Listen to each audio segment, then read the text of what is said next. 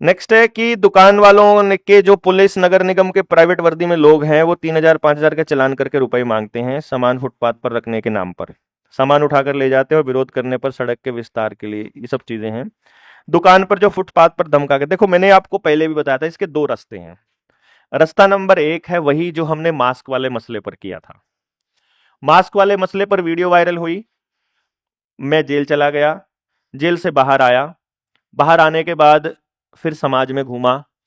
तो आ, एक हफ्ता घूमने के बाद मैं एक दिन के लिए वापस गया था कुछ सामान लेने के लिए घर पे। तो जब मैं गया तो सुबह सुबह पहुंचा 5-6 बजे, और फिर मैंने कहा कि चलो मैं बाल कटवा के आता हूं। तो मैं नाई के पास पहुंचा 9-10 बजे के करीब। वहां जब मैं नाई के पास खड़ा था तो सब, मेरे को नाई ने बोला, मेरे ने जिससे मैं बाल कटवाता हूं, उसने बोला कि डॉक्टर साहब मास्क लगा लो फटाफट। मैं कहा क्या हुआ? वो आगे मास्क वाले, वहां कहाँ है? फिर वो खड़े सामने। तो मार्केट में इतनी दूरी थी जितनी वो दीवार है, तो आ, वो चालान काटने के लिए पर्ची भर रहे थे, मतलब ऐसे पर्ची भर रहे थे। तो मैंने दरवाजा खोला नाई का, मैंने कहा रुको रुको रुको रुको, अभी पर्ची मत भरो, रुको मैं आ रहा हूं, मैं दूंगा पैसे। मैं पहुंचा वहां, मैं कहा हाँ किस चीज का चालान काट रहे हो? अब मैंने मास्क ने, तो मैं आपने मास्क नहीं लगाया। मगर मैं तुम्हारा लगवाऊंगा मास्क, मैं तुम्हारा भी उतरवाऊंगा, मैंने ऐसे करके बोला जब। तो उनमें से एक जना उसको रोक के बोलता है sir sir sir sir sir, मगर ये वही है। वो 39 वाले, 39 थाने वाले हैं, डॉक्टर साहब है ये। हो, मगर आज मैं बताता हूं तुम लोगों को। भाई साहब आप यकीन करेंगे, वो उसी टाइम वहीं से वापस मुड़ गए सारे के सारे और गाड़ी में बैठ के निकल गए। मैं उनको आवाज लगाऊंगा ले जाओ पैसे तो ले जाओ, कोई नहीं रुका। फिर मैंने वहां जो जितने दुकानदार खड़े थे वो तमाशा देखने, क्योंकि तमाशा हुआ, मैं चिल्लाया था जोर से तो सब दुकानों से बाहर आ गए थे। मैंने वहां खड़ा होकर, तुम लोगों की नपुंसकता की वजह से ऐसे हरामी लोग तुम्हारे ऊपर राज करते हैं, मैंने कहा। मैंने पूरा लताड़ा उनको। मैं कहा तुम्हारा जो मंडी का प्रधान है, जो तुम्हारा मार्केट कमेटी का प्रधान है, वो उसी सरकार का होगा जिसका मेयर होगा शहर में, या जिसका एमएलए होगा, या जिसकी सरकार होगी, जिसकी वजह से वो तुम्हारी आवाज कभी नहीं उठाएगा, क्योंकि उसे सरकार का पिट्ठू बनना है। तो तुम्हारा अगर प्रधान तुम्हारी आवाज नहीं उठा रहा है, तो सारे जने पैसे इकट्ठे करके दो, मेरे को प्रधान बनाओ, मैं इन हरामियों की देता हूं। तुम कौन लगा देगा यहां, तुम्हारे को कौन रोक देगा अपने ये सामान रखने से? मैं बताता हूं तुमको, तुम्हारा सामान उठा के दिखा दे। उसके बाद से वहां उन लोगों को थोड़ी सी हिम्मत सी आई, उन्होंने बोला फिर हम एक मीटिंग कराते हैं। उन्होंने फिर मेरी मीटिंग कराई, मैंने उनको बोला, मैंने उनको बताया कि वो नहीं उठाएगा आवाज तुम्हारी, कोई और नहीं उठाएगा, ये तुमको उठानी पड़ेगी। प्रधान इस्तेसी कराओ, हम नई यूनियन बना के अपना प्रधान बना लो। वो एक ही आदमी को निकालना है ना बस, खाली जो उसके समर्थन के उसको निकाल दो, दूसरे वाले बना लो। तो फिर वो बात उनको समझ में आई। एक तो ये है कि आप उन लोगों को जागृत करके वो लोग खुद अपनी आवाज उठाने लग जाएं और बोले कि कौन लोग हैं ये जो आते हैं, इनको क्या अथॉरिटी मिली हुई है। आप उन्हीं से पूछ लो, आरटीआई डाल के पूछ लो म्युनिसिपल कमेटी में कि ये जो आते हैं सादी वर्दी में, ये इनको क्या अथॉरिटी है और संविधान में इनको अथॉरिटी किसने दिया, इतना पूछ लो बस, खाली उतने में ही वो आना बंद हो जाएंगे। वो हम इनके खिलाफ एफआईआर करवाएंगे दोबारा आए तो। दूसरा नंबर, संविधान के कानून के तहत उनको मिलना चाहिए ना जो भी आदेश है, ठीक है, समझ गए। दूसरा नंबर, एक तो ये तरीका है। दूसरा, जिसके घर में वो चिट्ठी डाल गए हैं, मान लो चालान आ गया है 2,000 का, 3,000 का, 5,000 का चालान आ गया है, अब अपने पास आवेदन है, आवेदन, पूरे आवेदन की भी जरूरत नहीं है, अपने मेरी वो किताब, अपनी वो ये किताब है, इसमें से देख लेना, या फिर मेरी जो वीडियोज है उसमें से समझ लेना। एक चिट्ठी लिख दो कि जी भाई साहब ऐसा है, आपने 3,000 का चालान भेजा है, मुझे ये नहीं पता है कि आप 3,000 कौन से लेना चाहते हो, क्योंकि अभी तक जो लेन देन चल रहा है वो 3,000 के ये नकली नोटों में चल रहा है।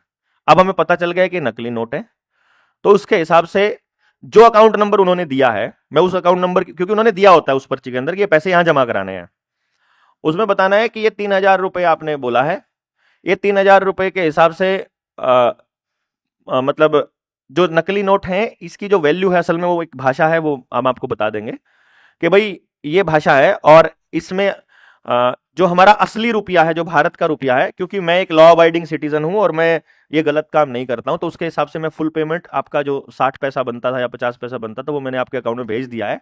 50 पैसा ही भेजना, उतना ही डिजिटल आजकल तो, 0.50 भेज के और बोल देना कि मैंने भेज दिया है, आपका फुल पेमेंट हो गया है। कोई और दिक्कत हो तो आप हमें लिखित में सूचना दें, लिखित में, कोई और लेना देना बचा हो तो लिखित में दे दें, या कह दें कि ऑनलाइन ट्रांजैक्शन जब आप करते हो तो शायद 2 रुपए से कम नहीं होता है, या होता है, नहीं सीबीडीसी में नहीं होता, इसमें हो जाता है, यूपीआई में हो रहा है अभी, तो हो जाएगा पैसे में पेमेंट, वो निपट जाएगा, दोबारा आएंगे नहीं, उधर नहीं,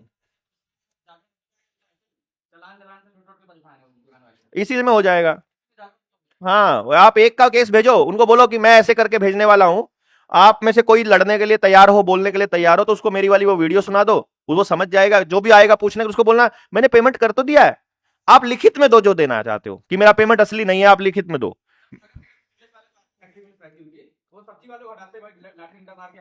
हटाएंगे भाई, मैंने आपको पहले ही बोला है। तो आप जो भी काम व्यापारिक जो करते हो, व्यापारिक जो काम है, आप किसान को मार के दिखाओ ना लठ, जो धोती पहन के रखा है, जिसने पगड़ी लगा के रखा है, उसको उसको छेड़ के दिखाओ ना, वो कभी नहीं छेड़ सकते वो। लेकिन जो व्यापार कर रहा है, व्यापारी के लिए ही तो ये सारे कानून है। आपके ऊपर भी ये सारे कानून इसलिए लागू होते हैं बिकॉज ये कॉर्पोरेट लॉज में आते हैं। आपको आपकी हर एक्टिविटी को ये व्यापार साबित करना चाहते हैं, आपकी हर एक्टिविटी को ये भीख साबित करना चाहते हैं कि आपको लाभ लेना है। आप देखोगे अभी कोई भी आदेश आएगा कि आपको आधार कार्ड देना है, केवाईसी करवाना है, उसमें लिखा आएगा कि योजनाओं का लाभ नहीं ले सकते यदि आप ये नहीं कर सकते। यानी आपको लाभ लेना है तो आपको आधार कार्ड देना पड़ेगा, अगर आपको लाभ नहीं देना तो आपको कोई आधार कार्ड, कोई कागज, कुछ भी देने की जरूरत नहीं है। तो आप लाभ लेने की स्थिति में हो तो आप दो, पिटो। आपने अपना समाज लाभ का बनाया है ना, आप ही ने तो बनाया है ना, पैसे के ऊपर केंद्रित, आप ही पैसे पैसा पैसा पैसा हो रखा है ना, तो लूटो पिटो। हम तो यही बता रहे हैं ना कि आपको इस व्यवस्था से बाहर निकल के अपनी व्यवस्था बनानी पड़ेगी, और रास्ता ही नहीं है। आप बता दो क्या रास्ता है, वो एक लूप होल नया निकाल लेंगे, वो एक लूप होल नया ठोक तुम्हारे को। आज आंदोलन करेंगे, वो आंदोलन करने के बाद आपसे आपकी बात को आज मान लेंगे, लेकिन वो भी रास्ते से कहीं और से, किसी और रास्ते से फिर आ जाएंगे आपके ऊपर नया टैक्स, नया जुर्माना ठोकने के लिए। उनको आप सब लोग कंगाल करने हैं, सब लोग। कोई बीमार करके कंगाल करना है, कोई आपके खेत की फसल खराब करके कंगाल करना है, कोई नकली बीज दे के कंगाल करना है, किसी को आपके जानवरों को इंजेक्शन लगा के आपको कंगाल करना है, कभी आपको लोन ज्यादा देकर कंगाल करना है, लोन पे लोन देकर कंगाल करना है, ऑनलाइन ठगी के नाम पर कंगाल करना है, जबरदस्ती फाइन लगाकर करना है, आपकी कमाई को लूटने के नए नए रास्ते निकाल कर करना है।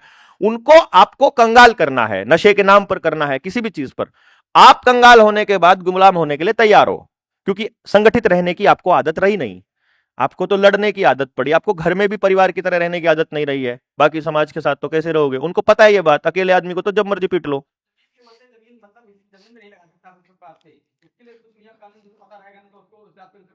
तो नहीं लगा सकते भाई, आप कैसे लगा लोगे जमीन पे, कैसे लगा सकते हो फुटपाथ पे? ऐसे तो कोई सड़क पे भी लगा लेगा, फुटपाथ पैदल चलने वालों के लिए है ना, फुटपाथ पे आप कैसे रेडी लगा सकते हो?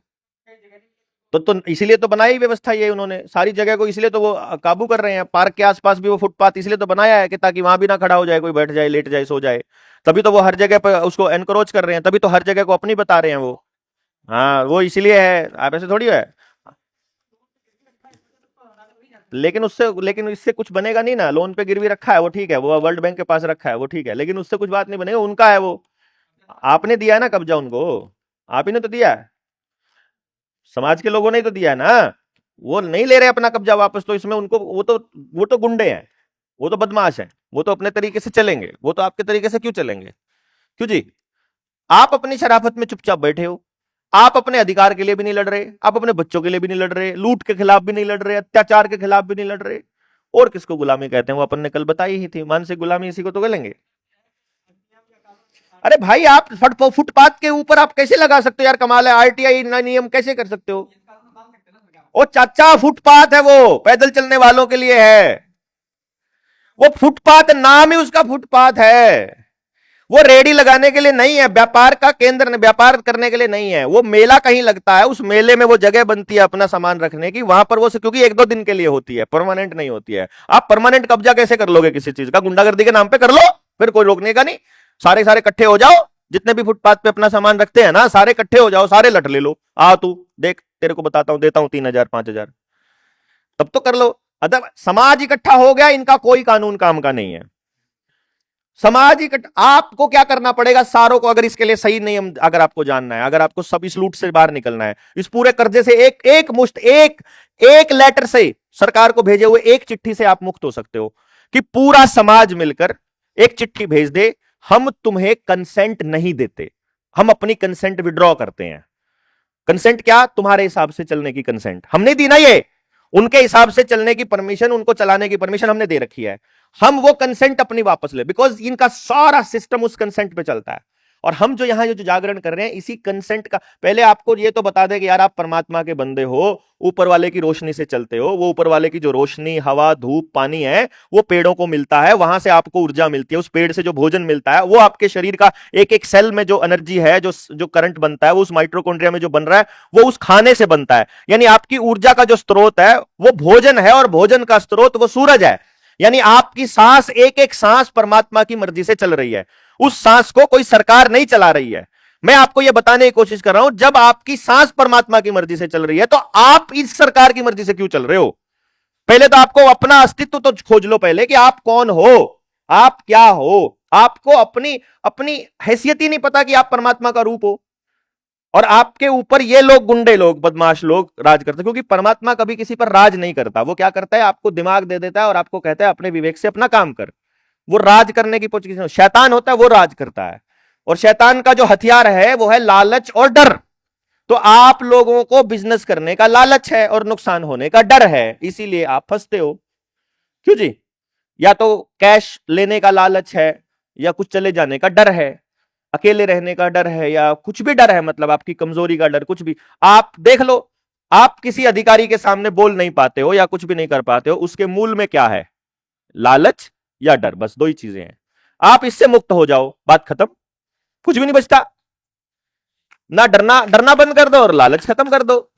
ये जो मोर्चे का जो जागरण है, ये आपके उस लालच और डर को खत्म करने के लिए है कि काहे को डरते हो यार, परमात्मा ने बनाया है, उसके हाथ में सब कुछ है। वो ये चार दो कौड़ी का आदमी, ये लफंडर आपको कुछ नहीं कर सकते। आप एक बार खुलकर बोलो तो सही, दहाड़ के, तू कौन, ये पूछो तो सही, तू कौन। जैसे ही पूछोगे गायब हो जाएंगे।